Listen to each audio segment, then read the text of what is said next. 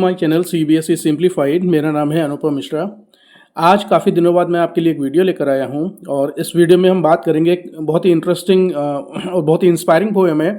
Short poem है। Poem का title है failure, written by Amos Russell Wells, जो कि एक अमेरिकन एडिटर, राइटर और पोइट रहे हैं।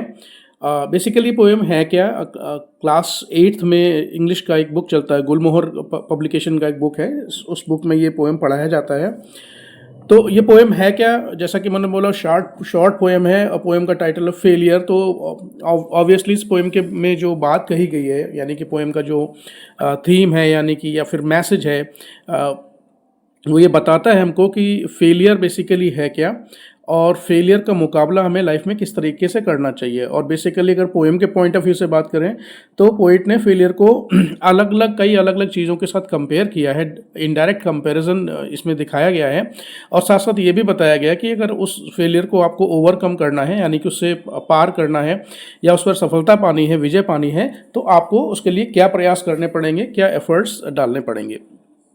इससे पहले कि हम ये पोएम शुरू करें तो एक इसमें छोटा सा, इस पोएम का जो एक छोटा सा रेफरेंस दिया गया है, इसमें एक नाम है, जैसे आप ऊपर पढ़ सकते हैं, Arunima Sinha suffered serious injuries to her spine and lost leg in a train accident. तो आप सोच रहे होंगे कि भाई इसमें ये अरुणिमा सिन्हा कौन है और इनका नाम इस पोएम में इंट्रोडक्शन में क्यों यूज़ किया गया है। तो मैं आपकी जानकारी के लिए बता देता हूँ। Arunima Sinha Indian national basketball जो महिला टीम है उसकी मेंबर हुआ करती थी और एक दिन ये किसी सरकारी एग्ज़ाम देने के लिए रात के समय लखनऊ से दिल्ली ट्रेन से सफ़र कर रही थी, जो कि वो अकेली थी, शायद टिकट उनको रिजर्वेशन समय से ना मिल पाया हो, इसलिए वो जनरल कंपार्टमेंट में सफ़र कर रही थी। और रात में किस अकेली लड़की को देखकर वहाँ कुछ झपट मार या कुछ चेन छीनने वाले लुटेरे या कुछ बदमाश टाइप के लोग ने उनसे उनका हैंडबैग्स और छीनने की कोशिश की, जिसमें उनके पैसे और बाकी इंपॉर्टेंट डॉक्यूमेंट्स थे, सोने का चेन उन्होंने पहन रखा था। तो उस छीना झपटी में और अपने आप को बचाने के चक्कर में ये किसी भी तरीके से वो चलती ट्रेन से रात में वो ट्रैक पर गिर गई।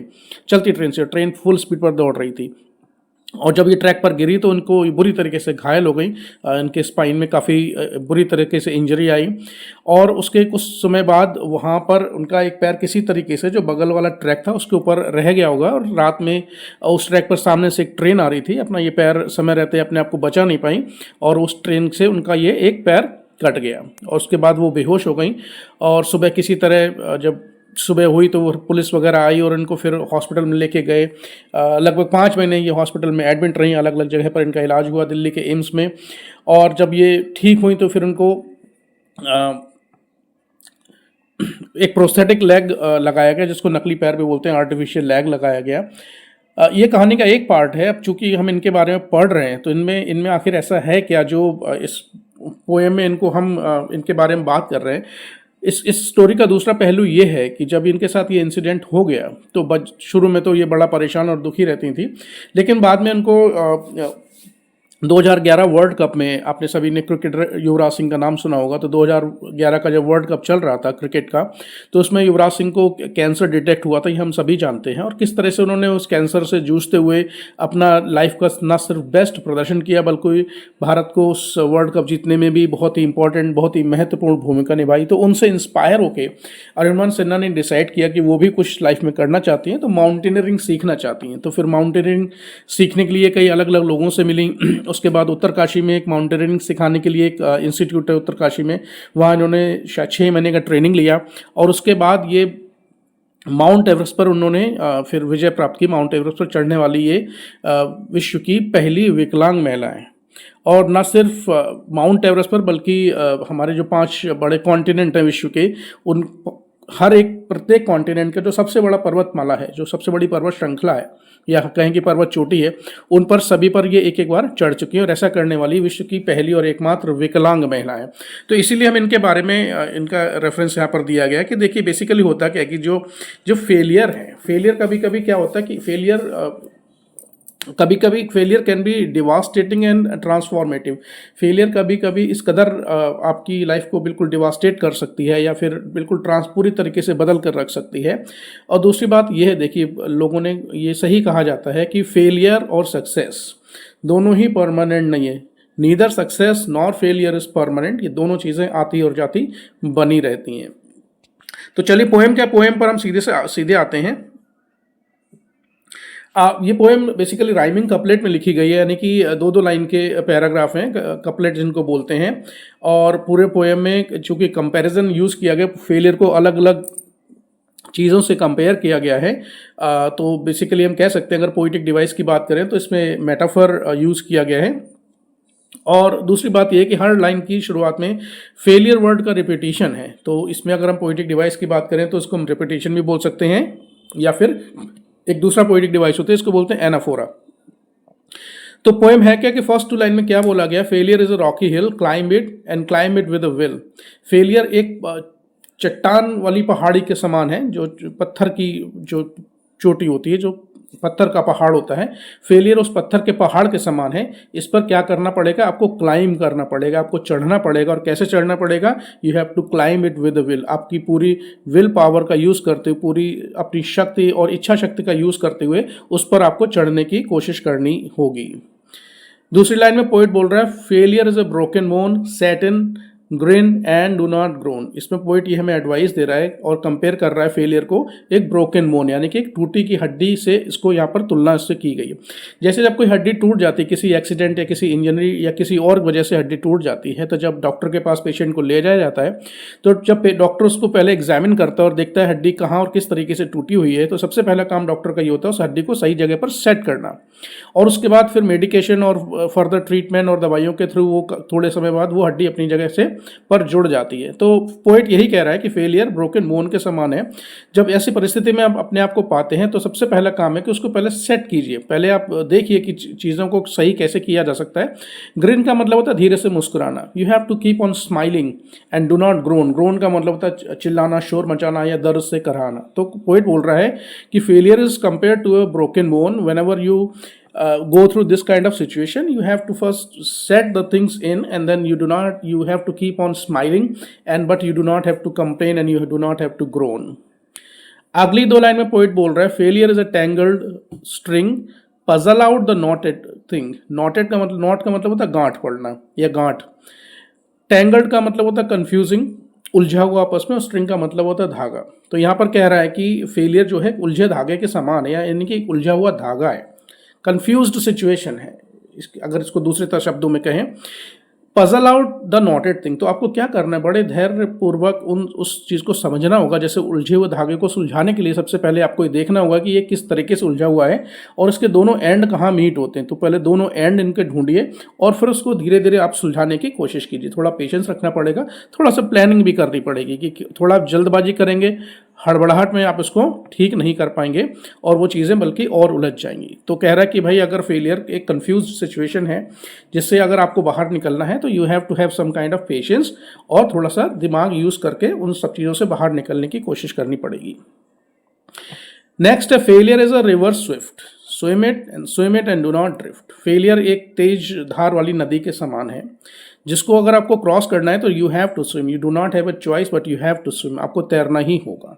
अब इसमें देखिए कि ये पिक्चर दिखाई गई इस पोएम में, इसमें एक तेज धार वाली नदी है, जो ये काले और ये सफ़ेद रंग के स्पॉट हैं, ये धार को रिप्रेजेंट करते हैं। और एक सिंगल बोट है छोटी सी, एक अकेला आदमी बैठा हुआ है और उसके हाथ में एक छोटा सा चप्पू है उसको चलाने के लिए। तो ये बेसिकली क्या कर रहा है, अपने आप की कोशिश कर रहा है, अपने आप को बाहर निकालने के लिए, उस नदी से बाहर निकलने की कोशिश कर रहा है। तो पोएट यहाँ पर कहने की कोशिश ये कर रहा है कि अगर आप कभी भी ऐसी सिचुएशन में फंस जाते हो जिसमें तेज़ धार वाली नदी में आप फंस जाते हो, या तो आपको क्या करना, यू हैव टू स्विम। आप चीज़ों को छोड़ नहीं सकते भगवान के भरोसे, और ना ही ऐसा हो सकता है कि आप हाथ पैर बांध के बैठ जाओ, नहीं। आप पोइट ये कह रहा है कि आपको तैरना ही पड़ेगा। डू नॉट ड्रिफ्ट, ड्रिफ्ट का मतलब होता है कि बहना, पानी के सहारे बहने की कोशिश मत कीजिए कि भाई लहर चलेगी तो हो सकता है मैं भगवान के भरोसे किनारे पर पहुंच जाऊं, ऐसा नहीं होता है लाइफ में। लाइफ इतनी ईजी नहीं है, life is full of struggle and challenges, and you have to work very very hard to come out of those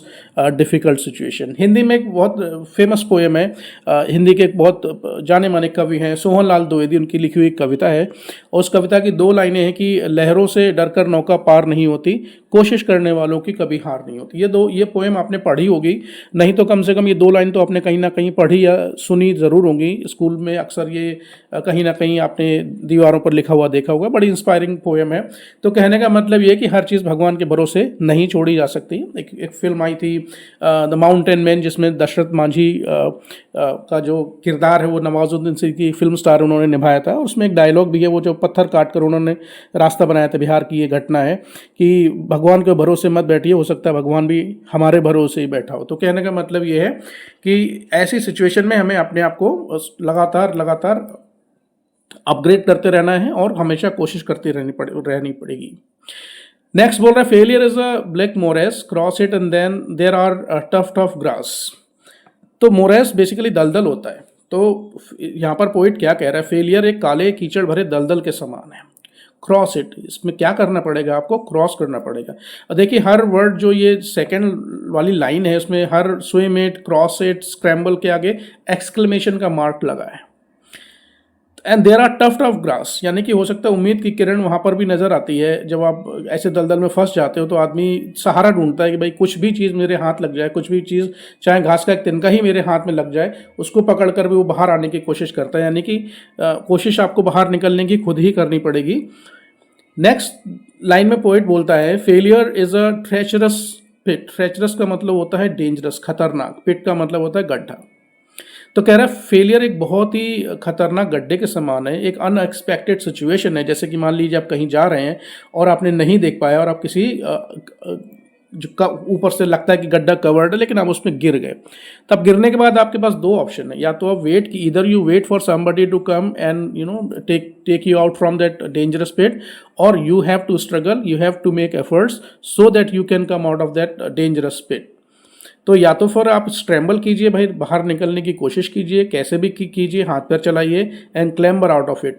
थोड़ा सा मुश्किल होगी, परेशानियां होंगी, शरीर में चोट लग सकती है, इंजरी हो सकती है, लेकिन अगर आप वहाँ पड़े रहेंगे, कोशिश नहीं करेंगे, तो हमेशा के लिए वहाँ फंस कर रह जाएंगे, बाहर नहीं निकल पाएंगे।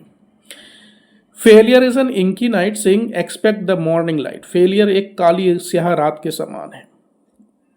सिंग तो कह रहा है कि ऐसे सिचुएशन में हमें we have to be very very optimistic, क्योंकि ऐसा कहा जाता है कि after the end of each tunnel there is a ray of light. हर सुरंग के बाद उसके मुहाने पर, उसके किनारे एक सूरज की रोशनी की किरण ज़रूर मिलती है। तो हमें बड़ा पॉजिटिव रहना है। We have to keep our mind set very positive, we have to be very very hopeful whenever we find ourself in a kind of situation wherein we see and we think that the things are dark and there is no hope beyond that. You have to be very very optimistic, we have to be very very hopeful, we have to have faith in our capacity that we will somehow be able to come out of the situation.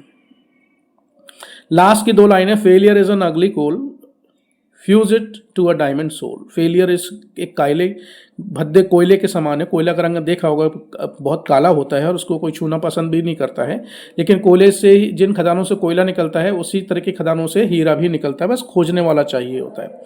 तो basically एक poem है, बड़ा interesting poem. जैसे कि मैंने बोला, ये poem का एक्सप्लेनेशन आपको कैसा लगा, इस वीडियो के बारे में आपका क्या सुझाव या कमेंट है, मुझे ज़रूर बताएं। चैनल को सब्सक्राइब करें, जिन जिन के साथ आप वीडियो ये शेयर करना चाहते हैं तो उनके साथ शेयर ज़रूर करें, और वीडियो को लाइक अवश्य करें। चैनल से जुड़ने के लिए बहुत बहुत धन्यवाद। आप लोगों का दिन शुभ रहे।